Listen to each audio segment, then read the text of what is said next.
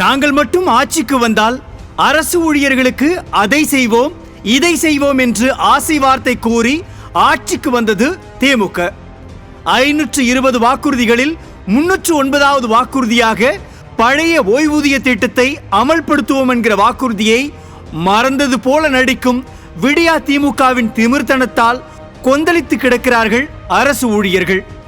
பழைய ஓய்வூதியத்தை ஏன் அமல்படுத்தவில்லை என்று கேட்டால் காசு இல்லை என்கிறார் முன்னாள் நிதியமைச்சர் PTR பழனிவேல் தியாகராஜன். தற்போதைய நிதியமைச்சர் தங்கம் தென்னரசாவது ஏதாவது செய்வார் என்றால் அவர் வாயை கூட திறக்க மாட்டேன் என்கிறார். பகுதி நேர ஆசிரியர்களை பணி நிரந்தரம் செய்வேன் என்று சொல்லிவிட்டு இப்பொழுது அவர்களை லெப்ட் ஹேண்டில் டீல் செய்கிறது விடியா திமுக.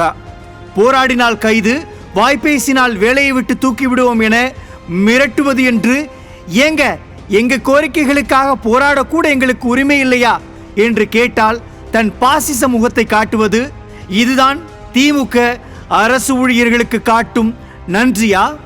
கடந்த 2021 தேர்தலில் விடியா திமுக ஆட்சிக்கு வருவதற்கு முக்கிய காரணமாக இருந்தது இந்த அரசு ஊழியர்களின் ஓட்டுகள் தானே. இதை திமுகவே வாக்குமூலம் கொடுத்திருக்கிறது. ஆனாலும் ஆட்சிக்கு வந்தவுடன் நன்றி மறந்து இப்படி தன் கோர முகத்தை காட்டுவதாக நொந்து கொள்கிறார்கள் அரசு ஊழியர்கள். அதனால்தான் இன்று மாநிலம் முழுக்க வீதிக்கு வந்து போராடி கொண்டிருக்கிறார்கள். தங்கள் எதிர்ப்பையும் காட்டிக் கொண்டிருக்கிறார். ஏற்கனவே போக்குவரத்து ஊழியர்கள் போராடி கொண்டிருக்கிறார்கள், மருத்துவர்கள் போராடி கொண்டிருக்கிறார்கள், சத்துணவு ஊழியர்கள், ஆசிரியர்கள், அரசு ஊழியர்கள் என துறைதோறும் போராட்டங்கள் தான். ஆனால் கொஞ்சம் கூட இரக்கம் காட்டாமல் இருக்கிறது ஸ்டாலின் தலைமையிலான அரசு.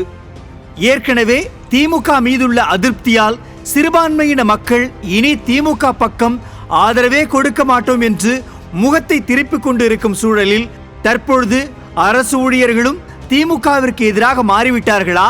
நிலைமை இப்படியே இருந்தால் எதிர்வரும் நாடாளுமன்ற தேர்தலில் அரசு ஊழியர்களின் வாக்குகளை என்ன செய்ய போகிறது இந்த விடியா திமுக?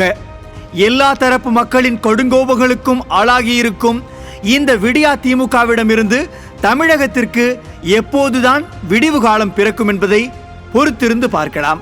நியூஸ் ஜே செய்திகளுக்காக இணை ஆசிரியர் மனோஜ்குமார் கோபாலன்.